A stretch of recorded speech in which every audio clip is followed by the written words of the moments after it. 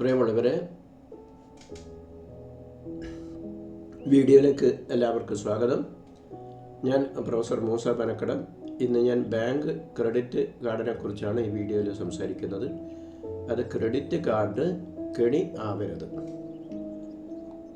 ഇപ്പോൾ bank credit card പോപ്പുലറായിക്കൊണ്ടിരിക്കുകയാണ്. കുറേ ആളുകൾ ഇപ്പോൾ ക്രെഡിറ്റ് കാർഡ് ഉപയോഗിക്കുന്നുണ്ട്. പക്ഷേ ക്രെഡിറ്റ് കാർഡുമായിട്ട് ബന്ധപ്പെട്ട എല്ലാ കാര്യങ്ങളും വിശദമായി മനസ്സിലാക്കാത്തത് കൊണ്ട് ചിലപ്പോൾ ക്രെഡിറ്റ് കാർഡ് ഉപയോഗിച്ച് കെണിയിൽപ്പെടുന്നവരുണ്ട്. അതൊഴിവാക്കാൻ വേണ്ടിയാണ് ഈ വീഡിയോ ചെയ്യുന്നത്. ആദ്യമായി ഡെബിറ്റ് കാർഡും ക്രെഡിറ്റ് കാർഡും തമ്മിലുള്ള വ്യത്യാസങ്ങൾ. ഇത് മിക്കവാറും ആളുകൾക്ക് അറിയുന്നതാണ്. അത് അക്കൗണ്ടിൽ പണം ഉണ്ടെങ്കിൽ ഡെബിറ്റ് കാർഡ് ഉപയോഗിക്കാൻ കഴിയുകയുള്ളൂ.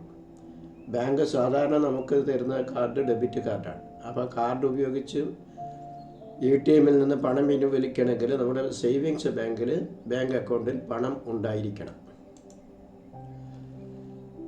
അതേസമയം അക്കൗണ്ടിൽ പണം ഇല്ലെങ്കിലും ക്രെഡിറ്റ് കാർഡ് ഉപയോഗിച്ച് പണം പിൻവലിക്കുകയും സാധനങ്ങൾ വാങ്ങുകയും ചെയ്യാൻ കഴിയും. അതാണ് ക്രെഡിറ്റ് കാർഡിൻ്റെ പ്രത്യേകത. അത് നമ്മുടെ സേവിങ്സ് ബാങ്ക് അക്കൗണ്ടിൽ പൈസ ഇല്ലെങ്കിലും ഒരു പരിധിവരെ ATM പോയി നമുക്ക് പൈസ പിൻവലിക്കാം. അതുപോലെ സാധനങ്ങൾ വാങ്ങുമ്പോൾ ഷോപ്പിൽ അത് കൊടുത്ത് പേയ്മെൻറ്റ് ചെയ്യുകയും ചെയ്യാം. ക്രെഡിറ്റ് കാർഡിന് കുറച്ച് ഗുണങ്ങളുണ്ട്. ഒന്ന്, അക്കൗണ്ടിൽ പണമില്ലാതെ ഇടപാടുകൾ നടത്താം. അതിനെക്കുറിച്ച് ഞാൻ പറഞ്ഞു. 2, ഇടപാടുകൾ നടത്തുമ്പോൾ റിവാർഡ് പോയിന്റുകൾ ലഭിക്കും. 100 രൂപക്ക് 1 പോയിന്റ്, കൂടിയാൽ 500 പോയിന്റ് വരെ. 1 പോയിന്റിന് ഏകദേശം 25 പൈസയാണ് ലഭിക്കുക. അതായത് 50,000 രൂപക്ക് പർച്ചേസ് ചെയ്താൽ 125 രൂപ ലഭിക്കും എന്നർത്ഥം. അത് ക്രെഡിറ്റ് കാർഡ് ഉപയോഗിച്ച് സാധനങ്ങൾ വാങ്ങാൻ അതുപോലെ പണം പിൻവലിക്കാൻ നമ്മളെ പ്രേരിപ്പിക്കുന്നതിന് വേണ്ടി ബാങ്ക് ഏർപ്പെടുത്തിയ ഒരു ഏർപ്പാടാണിത്. അത് ക്രെഡിറ്റ് കാർഡ് ഉപയോഗിച്ച് സാധനങ്ങൾ വാങ്ങുമ്പോൾ 100 രൂപക്ക് സാധനം വാങ്ങുമ്പോൾ നമുക്കൊരു റിവാർഡ് പോയിന്റ് കിട്ടും. ആ ഒരു റിവാർഡ് പോയിന്റിന് ഏകദേശം 25 പൈസയാണ്. അത് ഒരു പർച്ചേസിന് മാക്സിമം നമുക്ക് നേടാവുന്നത് 500 റിവാർഡ് പോയിന്റ് വരെയാണ്. എന്ന് പറഞ്ഞാൽ 50,000 രൂപക്ക് 125 രൂപ ലഭിക്കും.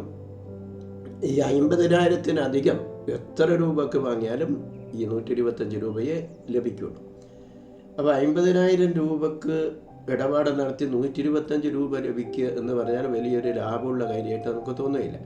പക്ഷേ ഇത് കുറേ കാലം ഇത് ആവർത്തിച്ചാൽ ഓരോ പർച്ചേസിനും ഇങ്ങനെ റിവാർഡ് പോയിന്റ് കിട്ടിക്കൊണ്ടിരുന്നാൽ കുറേ 6 മാസം 1 വർഷം കഴിയുമ്പോൾ കുറേ പോയിന്റ് ആവും.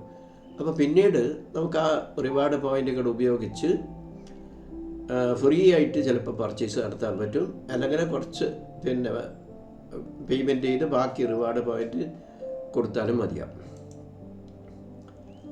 പിന്നെ വേറൊരു ഗുണമുള്ളത്, ചില സ്ഥാപനങ്ങളിൽ നിന്ന് സാധനങ്ങൾ വാങ്ങുമ്പോൾ ഡിസ്കൗണ്ടുകൾ ലഭിക്കും. ഇത് പ്രധാനപ്പെട്ടൊരു കാര്യമാണ്.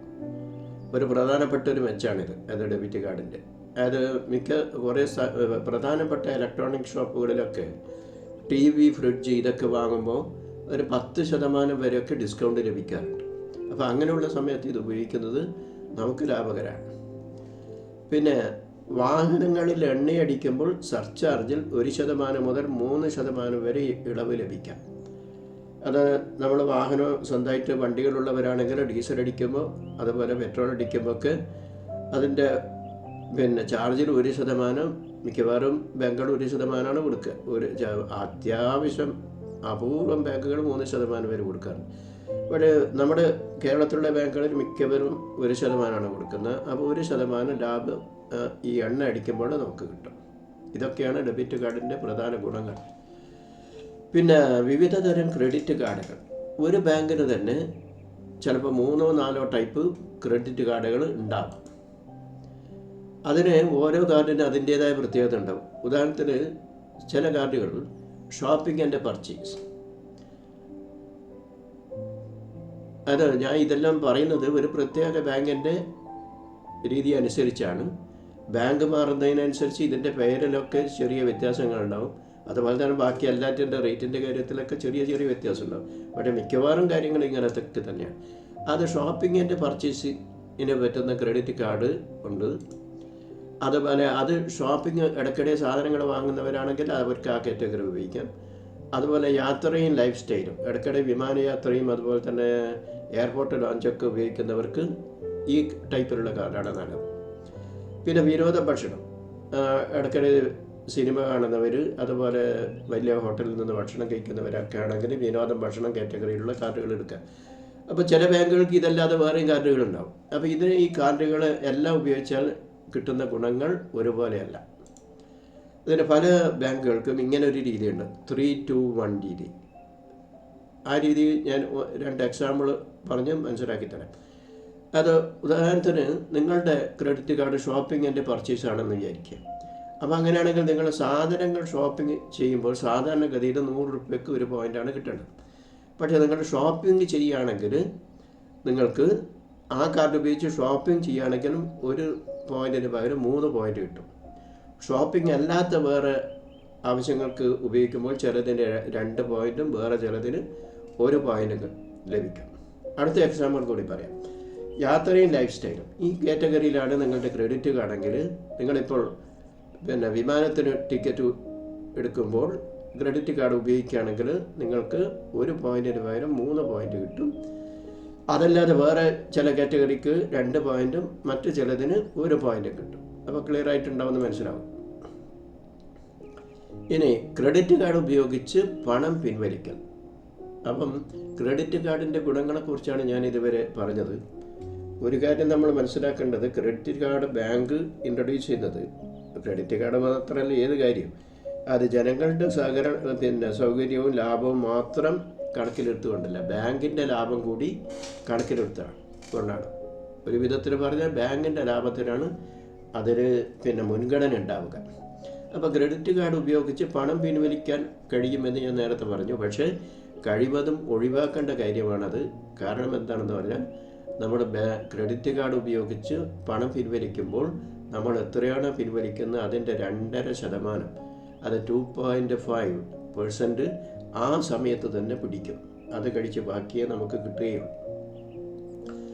പിന്നെ ഫ്രീ പീരീഡ് കഴിഞ്ഞാൽ അതിന് ബാക്കിയുള്ള സംഖ്യക്ക് നമ്മൾ പലിശയും കൊടുക്കേണ്ടി വരും. അപ്പോൾ ക്രെഡിറ്റ് കാർഡ് ഉപയോഗിച്ച് പണം പിൻവലിക്കാൻ കഴിയുമെങ്കിലും അതിന് പറ്റിയ ഒരു കാർഡല്ല ക്രെഡിറ്റ് കാർഡ്. അത് നമുക്ക് വലിയ നഷ്ടമാണ്. പിന്നെ തിരിച്ചടക്കാനുള്ള രീതികളുണ്ട്. നമ്മൾ ക്രെഡിറ്റ് കാർഡ് ഉപയോഗിച്ച് സാധനങ്ങൾ വാങ്ങിയാലും പൈസ പിൻവലിച്ചാലും അത് തിരിച്ചടക്കണം. അപ്പോൾ തിരിച്ചടക്കാൻ ബാങ്കുകൾ സാധാരണ 2 മെത്തേഡുകൾ കൊടുക്കുന്നുണ്ട്. ഒന്ന് മിനിമം, മറ്റൊന്ന് ഫുള്ള്. മിനിമം റീപേയ്മെൻറ്റ് എന്ന് പറയാൻ മാസത്തിൽ ഒരു ചെറിയൊരു ശതമാനം നിങ്ങളുടെ ക്രെഡിറ്റ് കാർഡ് അക്കൗണ്ടിലേക്ക് സേവിങ്സ് ബാങ്കിൽ നിന്ന് ഓട്ടോമാറ്റിക്കായിട്ട് പോവുകയുള്ളൂ. അപ്പോൾ 2 മുതൽ ബാങ്ക് മാറുന്നതിനനുസരിച്ച് 2 മുതൽ 5 വരെ, അത് മിക്കവാറും ബാങ്കുകൾ 2%. അപ്പം അത് ബാങ്കിന് ലാഭമാണ്, നമുക്ക് വലിയ നഷ്ടമാണ്. കാരണം നമ്മുടെ കടത്തിൽ ഒരു 2% മാത്രമേ മാസത്തിൽ അടഞ്ഞു പോകുന്നുള്ളൂ. ബാക്കി 98% അടവാക്കിയുണ്ട്. ആ 98% ബാങ്കിന് വീണ്ടും പലിശ ഈടാക്കാം. അതുകൊണ്ട് ബാങ്കിന് അത് ലാഭമാണ്, നമുക്ക് നഷ്ടമാണ്. നമുക്ക് നല്ലത് ഫുള്ളാണ്. അത് ഫുൾ റീപേയ്മെൻറ്റ്. അത് നമ്മൾ എത്രയാണോ ഒരു മാസം നമ്മുടെ ബാങ്ക് ക്രെഡിറ്റ് കാർഡിൽ അടക്കാനുള്ളത് അത് ഫുള്ള് SBI അക്കൗണ്ടിൽ നിന്ന് ക്രെഡിറ്റ് കാർഡ് അക്കൗണ്ടിലേക്ക് മാറ്റുക. അപ്പോൾ മാസത്തിൻ്റെ അവസാനം നമ്മുടെ ഇടപാട് ക്ലീനായിരിക്കും. അടുത്ത മാസം തുടങ്ങുമ്പം 0 ആയിരിക്കും നമ്മുടെ ബാധ്യത. അപ്പോൾ ഇതാണ് നമുക്ക് നല്ലത്. കടമെടുത്ത സംഖ്യക്കുള്ള പലിശ നിരക്ക്, അത് ബാങ്കിന് പോയിട്ട് നമ്മൾ അന്വേഷിച്ചാൽ ഈ ക്രെഡിറ്റ് കാർഡ് ഉപയോഗിച്ച് പണം എടുത്താൽ അല്ലെങ്കിൽ സാധനങ്ങൾ വാങ്ങിയാൽ എത്രയാണ് പലിശ നിരക്ക് എന്ന് പറഞ്ഞാൽ അവർ പറയുക ഒരു 8-8.5% പലിശ വരും കൊല്ലത്തിനെന്നാണ്. അപ്പോൾ അത് കേൾക്കുമ്പോൾ നമ്മൾ വിചാരിക്കും, ആ ക്രെഡിറ്റ് കാർഡ് ഉപയോഗിച്ച് കടമെടുത്താൽ 8% പലിശ ഉള്ളൂ. എങ്കിലത് വളരെ നല്ലതാണല്ലോ. കാരണം പേഴ്സണൽ ലോണിനൊക്കെ ഇതിനേക്കാൾ 8%-ത്തേക്കാൾ കൂടുതൽ പലിശ കിട്ടും. അപ്പോൾ ആ ലോണൊക്കെ എടുക്കുന്നതിനേക്കാൾ ക്രെഡിറ്റ് കാർഡിൽ നിന്ന് ഉപയോഗിച്ച് ലോൺ എടുക്കുകയാണ് നല്ലതെന്ന് നമ്മൾ പെട്ടെന്ന് ധരിക്കും. പക്ഷേ അതിന് വേറെ കെണി ഉണ്ട്, അത് പിന്നീട് മനസ്സിലാവും. ഞാൻ പറഞ്ഞല്ലോ, ആദ്യം നമ്മളിപ്പം പൈസ എടുത്താൽ പണം പിൻവലിച്ചാൽ 2.5% അവർ പിടിച്ചു. അതിന് ബാക്കിക്ക് 48 ദിവസം വരെ പലിശ അടക്കേണ്ടതില്ല. അതുപോലെ നമ്മൾ ഷോപ്പിൽ പോയി ക്രെഡിറ്റ് കാർഡ് ഉപയോഗിച്ച് സാധനങ്ങൾ വാങ്ങിയാൽ 48 ദിവസം വരെ പലിശയില്ല, ഫ്രീ പീരീഡാണത്. ഇവിടെയും ഒരു കാര്യം ശ്രദ്ധിക്കുന്നത് നല്ലതാണ്. അത് ഓരോ ബാങ്കിനും ഈ credit card account round of ചെയ്യുന്ന ഒരു ദിവസമുണ്ട്. ഞാൻ അന്വേഷിച്ച ഈ ബാങ്കിൽ എല്ലാ മാസം 21-ാം തീയതിയാണ്. അപ്പോൾ ഈ 21-ാം തീയതി അവർ അത് ആ ദിവസമുള്ള ക്രെഡിറ്റ് കാർഡിൻ്റെ ബാധ്യതകളൊക്കെ പരിശോധിച്ച് അവിടെ നിന്നാണ് എത്ര SBI അക്കൗണ്ടിലേക്ക് വേണം, എത്രക്കേര് പലിശ ഈടാക്കണമെന്നൊക്കെ തീരുമാനിക്കണം. അപ്പോൾ അതുകൊണ്ട് ഈ 48 ദിവസം കാത്തിരിക്കാതിരിക്കുകയാണ് നമുക്ക് നല്ലത്. അപ്പോൾ ഏത് ദിവസമാണോ നമ്മുടെ ബാങ്ക് അത് റൗണ്ട് ഓഫ് ചെയ്യുന്നത് ആ ദിവസം അന്വേഷിച്ച് അത് 21-ാം തീയതി ആണെങ്കിൽ 21-ാം തീയതിക്ക് മുമ്പ് മുഴുവൻ ബാധ്യതയും അടച്ചു തീർക്കുകയാണ് നല്ലത്. ഇനി അതിനുശേഷമുള്ള പലിശ നിരക്ക്, അതിനുള്ള പലിശ നിരക്കിൻ്റെ ടേബിളാണിത്. ഞാൻ നേരത്തെ പറഞ്ഞ പോലെ തന്നെ ബാങ്ക് മാറുന്നതിനനുസരിച്ച് ചെറിയ ചെറിയ വ്യത്യാസം ഉണ്ടാകും, പക്ഷേ ഏകദേശം ഒരു ഐഡിയ ഇതിൽ നിന്ന് കിട്ടും. ബാങ്ക് നമ്മളോട് പറയുന്ന 8 സംതിങ് പലിശ എന്ന് പറയുന്നത് ഇവിടെയാണ്. 8.28% പലിശ. അതിന് ഒരു പ്രത്യേക കണ്ടീഷനുണ്ട്. എന്താണെന്ന് പറയാം, നമ്മുടെ SBI അക്കൗണ്ടിൽ ആ സമയത്ത് 10 ലക്ഷം രൂപയിലധികം ഡെപ്പോസിറ്റ് ഉണ്ടായിരിക്കണം. അതിൻ്റെ ശരാശരി 3 മാസ ബാലൻസ്, ത്രൈമാസ ബാലൻസ് 10 ലക്ഷത്തിൽ കൂടുതൽ ഉണ്ട് എങ്കിൽ നിങ്ങൾക്കുള്ള പലിശ നിരക്ക് 8.28%. പക്ഷേ ഇത് അപൂർവേ വരുള്ളൂ. മിക്കവാറും ആളുകൾ ഒരു 10 ലക്ഷം ഒന്നും SBI അക്കൗണ്ടിൽ സാധാരണ വെക്കൂല. മാത്രമല്ല അത്രയും ഫിനാൻഷ്യൽ കപ്പാസിറ്റി ഉള്ളവർ ഈ 48 ദിവസം കഴിയാൻ നിൽക്കുകയും ചെയ്യില്ല. അപ്പോൾ ആ ബാങ്കിന് ഈ കാറ്റഗറിയിൽ നിന്ന്, ഈ നല്ല സാമ്പത്തിക ശേഷിയുള്ളവരിൽ നിന്ന് ഈ പലിശ കിട്ടാൻ സാധ്യത കുറവാണ്.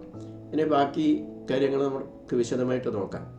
നിങ്ങളുടെ SBI അക്കൗണ്ടിൻ്റെ ത്രൈമാസ ഏവറേജ് ബാലൻസ് 50,000-ൽ കുറവാണെങ്കിൽ നിങ്ങൾ കൊടുക്കേണ്ട പലിശ നിരക്ക് 45%. വലിയ പലിശ നിരക്കാണ്. അപ്പം അത് മിനിമം മെത്തേഡും കൂടിയാണെങ്കിൽ പലിശ വാണം പോലെ കുതിച്ചുയരും. ശരിക്കും സാമ്പത്തിക പ്രതിസന്ധിയിൽ പെടുക തന്നെ ചെയ്യും. അത് അടച്ചാലും തീരുകയില്ല. പിന്നെ 50,000 മുതൽ 3 ലക്ഷം വരെയാണെങ്കിലും 32.28%. ഇതിനേക്കാൾ കുറച്ച് കുറവാണെങ്കിലും ഇതും വലിയ പലിശയാണ്. പിന്നെ 3 ലക്ഷം മുതൽ 10 ലക്ഷം വരെയാണെങ്കിൽ 20.28%. അപ്പം മിക്കവാറും പലിശ നിരക്ക് വരിക ആദ്യത്തെ 2 അതിലും ബഹുഭൂരിപക്ഷം വരിക ആദ്യത്തെ 1ാമത്തെ കാറ്റഗറിയിലാണ്. അത് മിക്കവാറും ആളുകളുടെ, പ്രത്യേകിച്ച് സാധാരണക്കാരുടെ ഒക്കെ അക്കൗണ്ടിൽ സേവിങ്സ് ബാങ്കിൽ ഒരു 50,000-ൽ കുറവേ സംഖ്യ ഉണ്ടാവുകയും. അപ്പോൾ അവർക്കുള്ള പലിശ നിരക്ക് 45%. അപ്പോൾ ഇത് മനസ്സിലാക്കിക്കൊണ്ട് വേണം നമ്മൾ ക്രെഡിറ്റ് കാർഡ് ഉപയോഗിക്കേണ്ടത്. അപ്പം അതിനുള്ള മാർഗം എന്താണെന്ന് പറഞ്ഞാൽ ഈ പ്രശ്നങ്ങളൊക്കെ ഇല്ലാതിരിക്കണമെങ്കിൽ 2 നിർദ്ദേശങ്ങൾ നിങ്ങൾ പാലിക്കണം. 1, ക്രെഡിറ്റ് കാർഡ് ഉപയോഗിച്ച് പണം പിൻവലിക്കാതിരിക്കുക. ക്രെഡിറ്റ് കാർഡ് ഉപയോഗിച്ച് പണം പിൻവലിക്കാൻ അവസരമുണ്ടെങ്കിലും അത് നമ്മളെ സംബന്ധിച്ചിടത്തോളം വലിയ നഷ്ടം ഉണ്ടാക്കും, ബാങ്കിന് വലിയ ലാഭം ഉണ്ടായിരിക്കും. അപ്പോൾ നമ്മുടെ ലാഭത്തിൻ്റെ കാര്യമാണല്ലോ നമ്മളെ നോക്കണം. അപ്പോൾ ക്രെഡിറ്റ് കാർഡ് നമ്മൾ ഒരിക്കലും പണം പിൻവലിക്കാൻ ഉപയോഗിക്കരുത്. അടുത്തത്, ക്രെഡിറ്റ് കാർഡ് ഉപയോഗിച്ച് ഇടപാട് നടത്തിയാൽ മുഴുവൻ സംഖ്യയും ഫ്രീ പീരീഡ് കഴിയുന്നതിന് മുമ്പ് അടച്ചു തീർക്കുക. അത് ഞാൻ നേരത്തെ പറഞ്ഞ ഡേറ്റൊക്കെ മനസ്സിലാക്കി ആ ഡേറ്റിന് മുമ്പ് ഫുള്ളായിട്ടുള്ള സംഖ്യ അതാത് മാസം തന്നെ അടച്ചു തീർക്കുക. അങ്ങനെയാണെങ്കിൽ ക്രെഡിറ്റ് കാർഡ് ഉപയോഗിക്കുന്നത് നമുക്ക് ലാഭകരമാണ്. അപ്പോൾ ഇത്രയും കാര്യങ്ങൾ നിങ്ങൾക്ക് മനസ്സിലായിട്ടുണ്ടാവും എന്ന് കരുതുന്നു. അപ്പോൾ വീഡിയോ ശ്രവിച്ചതിന് നന്ദി. Thank you.